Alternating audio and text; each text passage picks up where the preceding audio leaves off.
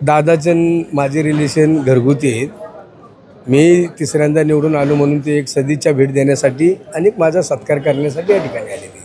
बघितलं तर राष्ट्रवादी काँग्रेस पक्षाचे राष्ट्रीय नेते, माझे मार्गदर्शक आदरणीय दादांना मी भेटलेलो आहे. माझ्यासमोर सर्व कार्यकर्ते, नगरसेवक, प्रमुख नगरसेवक त्यांनीही दादांना शिफारस केलेली. त्यामुळं जर दादांनी मंत्रिपद दिलं तर मी आनंदाने स्वीकारेन आणि पुढील काळामध्ये पिंपरी चिंचवड महानगरपालिकेच्या ज्या निवडणुका आहे, राष्ट्रवादी काँग्रेस पक्षाचे नगरसेवक असतील, राष्ट्रवादी काँग्रेस पक्षाचे कार्यकर्ते असतील, सर्वांना ताकद देण्याच्या दृष्टिकोनातून त्यांनी पिंपरी विधानसभा मतदारसंघातून मंत्रिपद देण्यास काही हरकत नाही असं मला वाटतं. नाही, सदिच्छा भेट होती. आता तसं बघितलं तर चंद्रकांतदादा पाटील ते मला म्हणले की मी कशी काय शिफारस करणार. वास्तविक बघितलं तर तसा वेळ प्रसंग पडला तर दादाला बोलतील, ते एक घरचे रिलेशन असल्या कारणाने तसं सांगतील ते. माझी पण मनापासून तीच अपेक्षा आहे. खरं बघितलं तर पिंपरी चिंचवड शहरामध्ये गेली